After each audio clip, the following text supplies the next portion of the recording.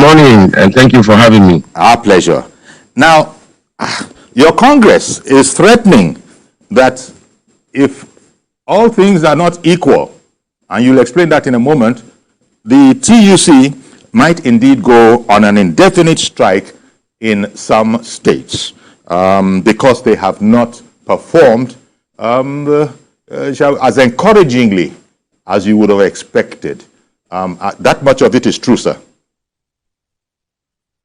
Yeah, well, thank you, viewers, for having us.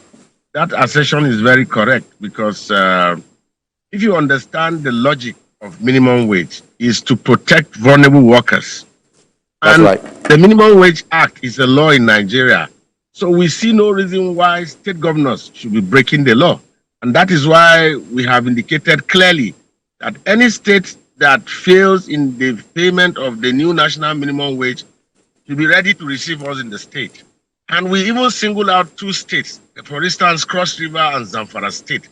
We see no reason why elected officers will not have human heart. Human heart in the sense that the 70,000 naira that we are talking about, I mean, it's not sufficient yet to take Nigerian workers home.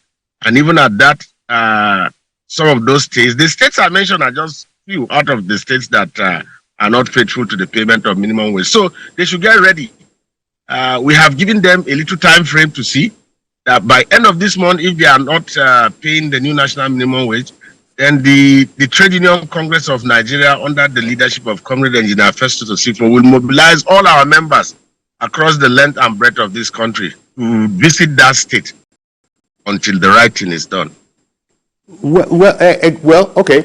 You did explain. First of all, one would have thought that we might have seen the end of strikes. You know more than most that these strikes don't do anything for our economy at all in a positive way. So I imagine that you wouldn't have reached this decision lightly. However, it is going to, it is going to disrupt things a bit, if indeed. In fact, it should be from today, if I'm not mistaken, in Calabar and Zamfara. Am I correct there? Well, you are correct, but your position is a biased position because in industrial relations, is usually give and take. So you are looking at what is going to disrupt. You are not looking at the millions of Nigerians that will go home hungry. That's not fair. So, and what we are saying is, if there's a law in place, I mean, governors should be honorable to respect the law. That's all we are asking for. We are not asking for something extraordinary. So if other state governments are paying, why not? If you go to even the zone, for instance, take Zamfara, states like Kebbi, who have even less income or less IGR, are faithful. So most times it's not about what comes in, it's about who is there. Go to Kebbi and see what Nasiru is doing. He's doing perfectly well. So, and why wouldn't other governors queue in? Why wouldn't they obey the law? That's just what we are saying. And again, history has shown that when we embark on nationwide strike to drum support for state governments that are not faithful in honoring their obligation, most times you punish state governors or state government that are faithful. And that's why we've decided to change our tactics and confront them state by state.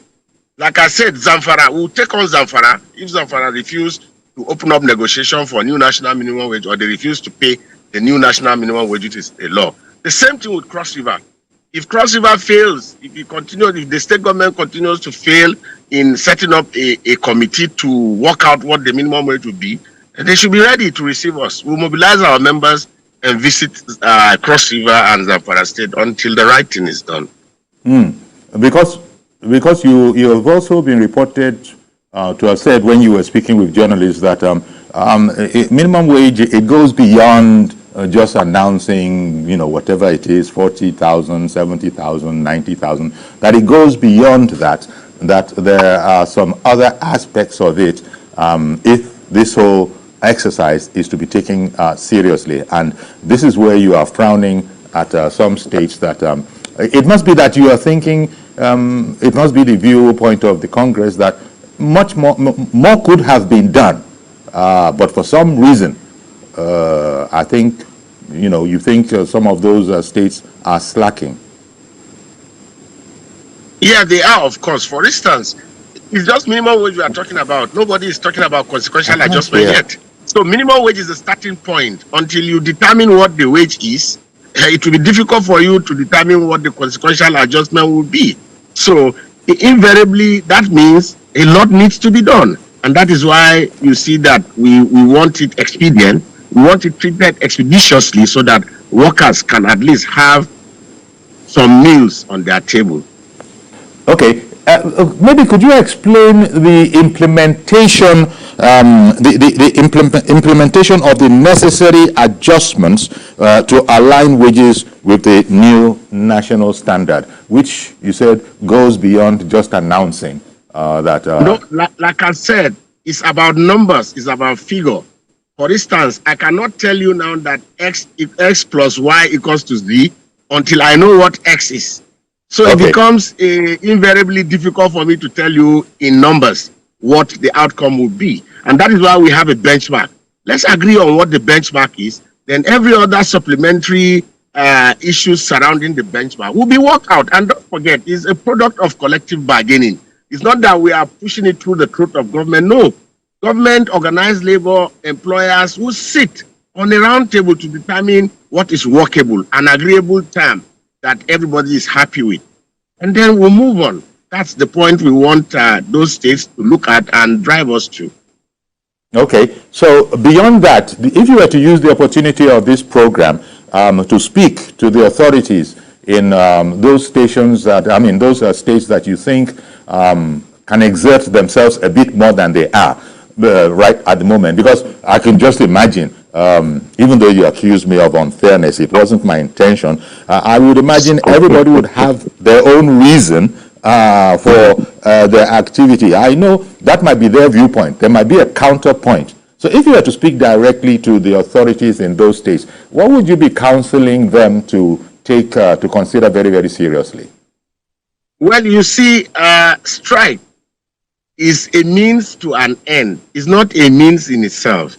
And strike is legitimate.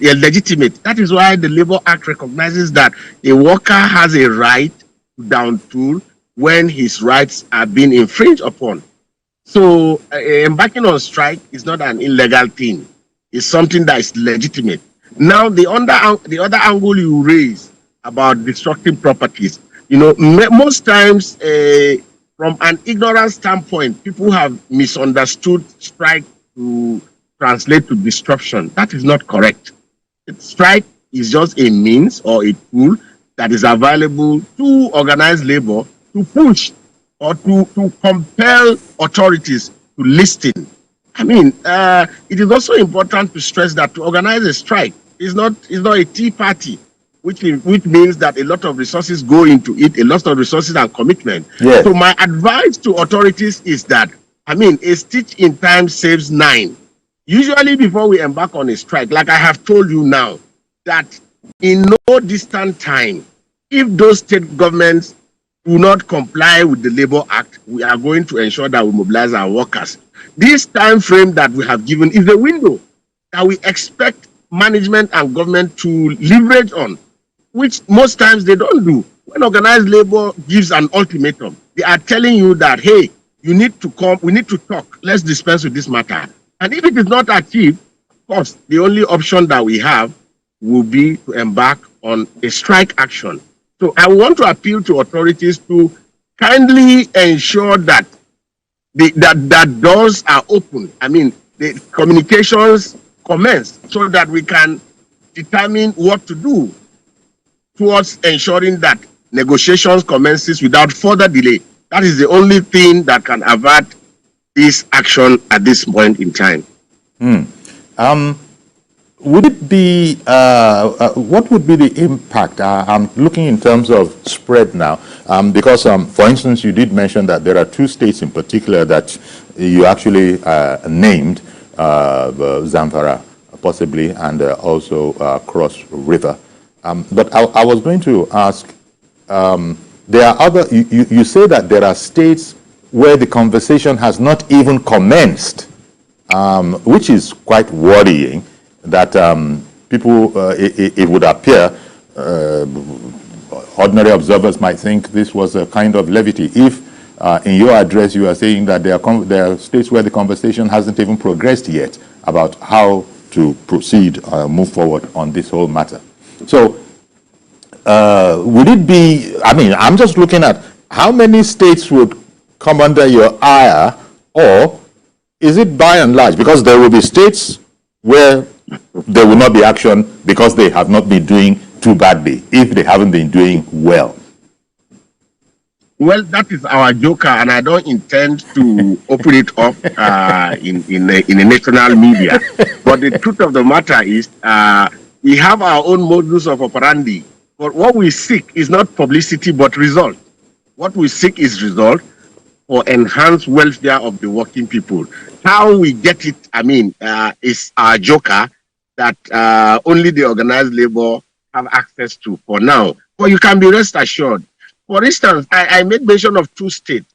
Cross River, it was after the industrial action commenced that they now quickly started running helter-skelter to say, okay, can we talk? For the case of Zamfara is terrible. As I'm speaking to you, nothing, I mean, extremely nothing has been done.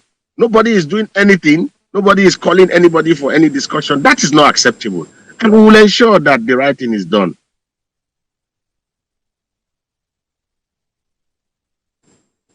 Okay, I'm sorry about that.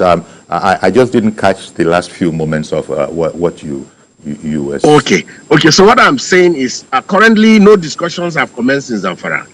But Zamfara workers should be rest assured that the Trade Union Congress of Nigeria, under the leadership of Comrade Engineer Festus Osifo, will ensure that they earn their wages because they have worked for it and they must earn it. So in no distant time, we are going to roll out our action plan and implementation strategies towards ensuring that the right of Zamfara workers and Cross River and so those other states that are lackadaisical, some states have commenced discussion, but I mean nothing is coming out of it. So if we need to push, we'll push those state governments to ensure that the right thing is done. Okay. You know, there is still there is also the other issue of nobody wants to go on strike. You know, the workers, neither the employer, neither the employed. Usually, nobody wants to go on strike because when it does come to pass, there will be pains, especially the workers now. I don't know. If it should come to that, which you are hoping it will not come to, everybody is hoping it will not come to, that people will see reason. But if it should come to that, the TUC is a senior, it's about senior staff, right? That's the commonest definition. It's about correct, senior staff. Very correct. They are not as hard hit, arguably, as the rest of us. And so... Well, okay. Please go ahead, without being pessimistic, you know, you see, I respect your opinion, absolutely. So you have a right to your opinion. But, I mean, that school of thought which you hold is not correct. It's not correct in the sense that the assertion, in my opinion, is not correct. Which one is that? Which school of thought is that? That's what? The last one you alluded to, that the workers don't want to go on strike. Okay. I get you. Well, I just took it from a logical point of view. People want to work if all conditions are right. That was my meaning. There will be pain. All other things being equal. If they go on strike. So I was wondering, and it becomes debatable, what pain that a worker is trying to exercise his fundamental right to get what belongs to him. There is no pain. There is no pain in striving for your rights, is what you are saying. And I can understand that sense. But please don't get me wrong. Workers that have to go on strike need to be provided for, either by somebody or by themselves. Hopefully they have the savings, they have the wherewithal to do so. That surely must be a concern when you go about the strategies you have. The strategies organizations have. You are speaking like a capitalist employer who thrives in profiteering. I mean, this is not the first time we are embarking on any strike action. No. We suggest that We have had strike actions that have lasted for weeks, for months, and we didn't budge. So I'm not sure this is going to be an exception. Yes, there's hunger in the land, but notwithstanding, a man that is down already is not afraid, is no longer afraid of falling. The workers are down already, so what are they afraid of? So, but we are optimistic that if that is the only language the authorities will listen to ensure that we get what we want, after all, it's legitimate, it's lawful. We'll do that. We'll do just that to get what belongs to the workers for them. Indeed, you are so very right. But you know, when you come on like this, we take the opportunity of your coming on to get enlightenment on these issues. And as you have said, the welfare of the Nigerian worker is your paramount concern. Yes, one understands that. But going forward, is there, I mean, surely you must know about leaning over backwards, if that expression won't anger you again, where sometimes people will lean over backwards, say, hey, I'm warning you, I'm giving you all the chances to make amends, or, you know, that kind of a thing. Are you sure? Are you sure that all of this has been done? I'm just looking. You are just trying to get to know our modus of operandi, because what this means is I will need to tell you that we have this is our implementation strategy. This is what we have done. This is what we have done, which unfortunately you might not get. But one thing is instructive. You know, as organized labor, go and check the history around the globe. I mean, conventionally, all union federations have some resources set aside for this kind of moment, because we know it's inevitable. It's something that will come, which suggests that there are some percentage of strike fund that is kept somewhere. Without speaking too much, I think I've told you enough, more than enough that you need to know. But let's be positive. We are optimistic. We will ensure that the right thing is done. We don't want the strike to last if eventually we have to go through that route. But however it is, head or tail, we'll ensure that workers' welfare for us is key and permanent and paramount. Sorry, I beg your pardon. Yeah. Okay. Yeah. So right now, if I'm not mistaken, is the strike, is the action in progress right now in the two states that you happen to mention by name? Certainly. Okay. Certainly, yes. So the senior workers there. For instance, in Cross River, they are already on a warning strike. If you follow the trend, Cross River, on their own volition, the workers in the state decided to embark on a warning strike because the government was not, talking to anybody. Again, discussions have commenced, and we are following track. We are monitoring to get development as they unfold. If there's a need for us to go there, why not? If we think the discussions have advanced, why not? We can as well soft pedal to allow them pull it through. So that is where we are at the moment. Okay. I'm just trying to make sure that it doesn't spread. From what we discussed this morning, it will not be an unnecessary strike. At least no. I'm going to come onto your side. If we want to be, if we don't want to be reasonable, like I told you, we were back on a nationwide strike, thereby punishing governors that are faithful. But I can tell you, without missing word, that some governors are indeed faithful. In fact, I received report that recently Bauchi State government has also commenced implementation. So some governors, I can tell you, are faithful, but we cannot punish governors that are faithful and allow the ones that are not faithful. And that's why we segregate them. That, hey, if like Zamfara is doing, we take Zamfara on and Cross River.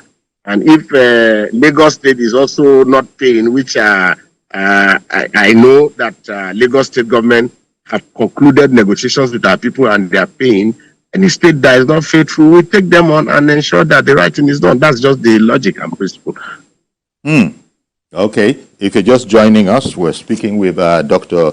Nuhu Toro, who is the Secretary General, Trade Union Congress of Nigeria. He's joining us via Zoom in Jigawa.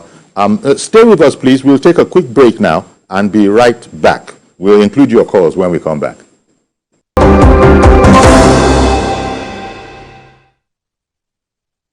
Okay, welcome back. We're speaking, as I said, with the Secretary General of the Trade Union Congress of Nigeria, Dr. Nuhu Toro. He's joining us live, remotely. Okay, so we've spoken about there are strikes in some states, a couple of states, and it could widen if, in the estimation of the TUC, which, by the way, I think people know, concerns itself with senior employees, if they feel that enough, weight isn't being pulled by those people. In this regard, let me come to the matter of why will people not pull their weight? Why will people not? Sorry, sir. Yeah, I can hear you. Sorry. Okay. Why will people not pull their weight? Because I'm thinking that you sign agreements here, and so after agreements have been signed, what is your experience in terms of complying with those agreements? Well, that is another hurdle to cross. I can tell you, beyond signing of agreements, employers and government most times have reneged. In fact, in some instances, they will tell us, "Oh, sorry, we sign it out of ignorance." You can imagine that. So we are determined to leave no stone unturned until we ensure that those agreements are followed to the logical conclusion. We will ensure that we follow them through so that their implementation will be apt and in no distant time. That I can assure you will also pull through. So, I mean, this is news. This is a surprise to most listeners, I'm sure, that you have experiences where people that you've signed agreements with come back and say that, I'm sorry, it was a mistake. We signed it in error. Oh, yeah. Severally, we have had instances that you sign agreement and they will be foot dragging. Implementation becomes a terrible thing. So those kind of divisionary tactics we are not also mindful of, and you can be rest assured that we'll do the needful to ensure that we pull such negotiations through. Okay. Now, I want to return to an issue that I brought up earlier, and I think you have addressed it, but I do want a bit more clarification on it, where you said that it's not about just announcing a figure. There are other ancillary matters that come along with every agreement that has been reached. Does this mean that, I really want to know what that means. When something has happened and there's been an increase in the agreed salary, for example, I suppose it has an effect on certain other things, perhaps more than a few other things. Is this where the challenge is? Well, I'm surprised you are making this comment. Have you not heard of a situation in Nigeria where you sign an agreement and they tell you there is no ability to pay?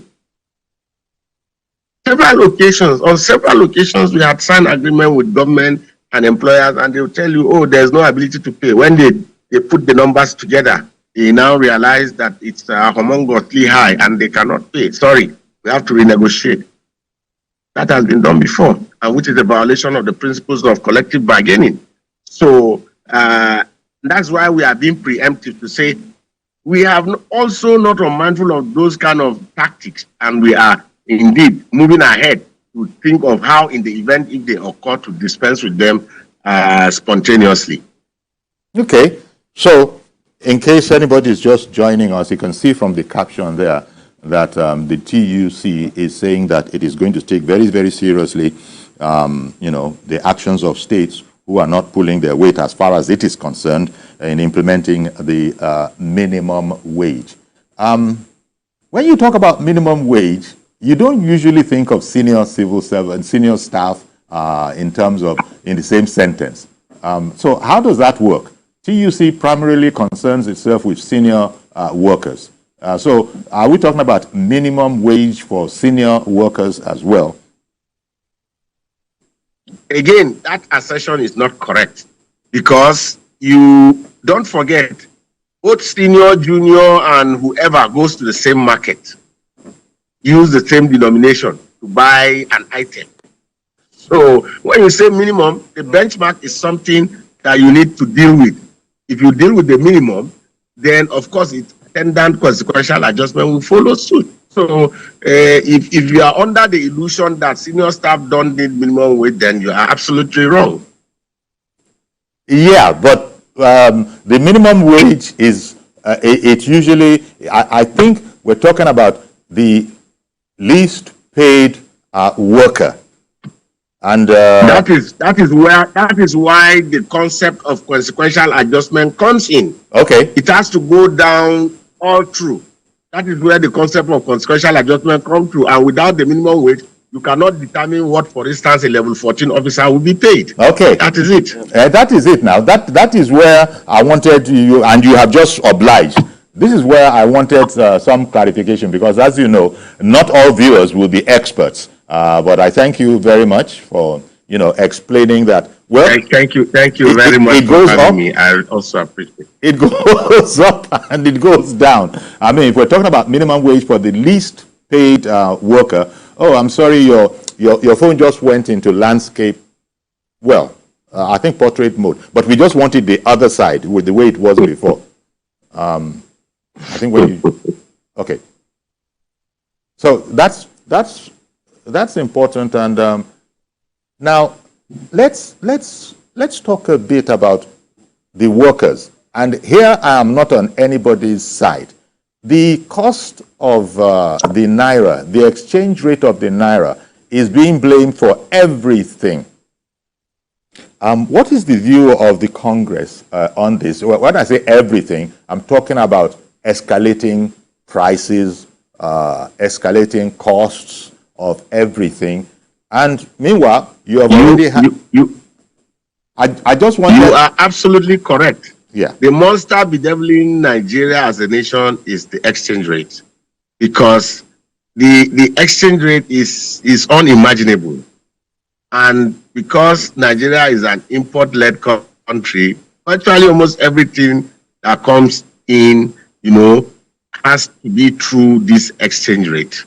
And until government comes out with a clear policy to tame the exchange rates volatility, we will continue in this vicious circle. So we think government needs to act, and decisively too, in ensuring that this is nipped in the bud, and as soon as possible. Because even look at fuel and transportation, and look at the imbroglio almost that we seem to be in with petroleum marketers and refiners not being able to agree, threatening that, well, not so much threatening as advising us that they have already imported fuel. This is something that we thought we wouldn't be hearing of very, very much nowadays, but we are now hearing that, because of cost considerations, if domestic refineries are not able to, play ball, so to speak, so that it's worth their while as businessmen, then they are going to import. So they will, in fact, the latest I've just heard now, that I'm sure you also know about it, is that the petroleum marketers want a rate from the latest, from the recently resuscitated refinery. They want a rate that is lower, going to be lower than the Dangote refinery. Okay, I'm just hearing that, network fluctuations, and we lost our guest there. So we're waiting to get him back again. And, I think there must also be, something of a challenge with the phones as well, because this is the kind of a subject that a lot of our viewers would have called in on ordinarily. So I'm just guessing that they must be trying, but perhaps not being met with very much success. So here we have it. As you could see, the Secretary General was a bit brusque with me. He even accused me of being on one side or the other, simply for, suggesting that nobody wants to go on strike ordinarily, and he says that's a capitalist. You heard it if you did hear it. So, but here we are. We're just trying to find out the situation, and we've come to an interesting aspect of the conversation, which I'm sure as soon as we get him back, he'll be able to comment on.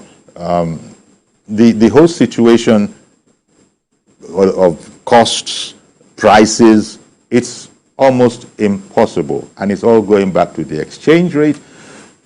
And we keep on hearing from the central bank that everything that can be done is being done, and we're even hearing that if you look at it globally, improvements are being made. The problem, of course, is that the ordinary person doesn't see these. They're lost in the matrix there somewhere, whereas there might be, when you take a very long view at it, just like when you're in space and you can see the whole world as a ball. You remember that, that blue ball you see from outer space. That's the world. You have a very long view. So I guess, the experts in the finance sector are telling us that when you look at it like that, things are indeed coming on, but not such that the ordinary person knows what it's all about.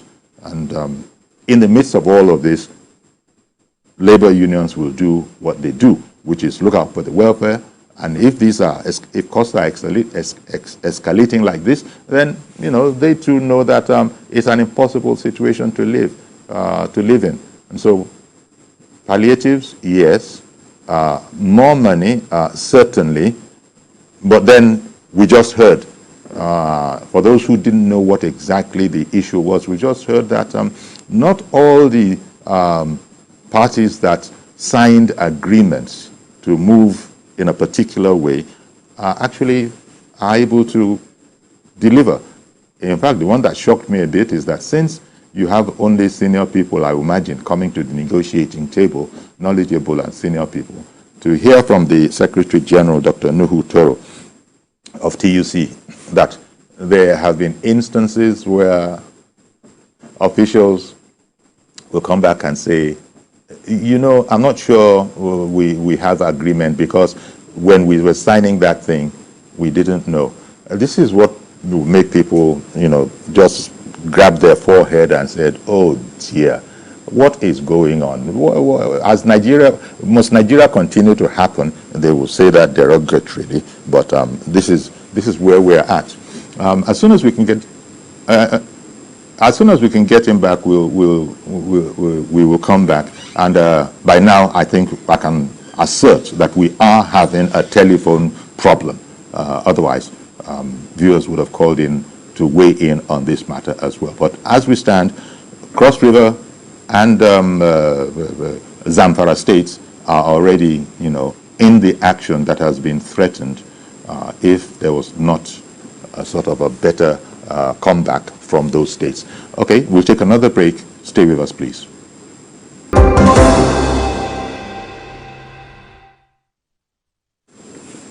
Okay, welcome back, but I'm so sorry. I'm welcoming you back to tell you that we've lost contact with our guest, Dr. Nuhu Toro, Secretary General of the TUC, who was updating us on the caution, let me just say, that they have sent to those states that are not, up and doing about the situation of progressing the minimum wage.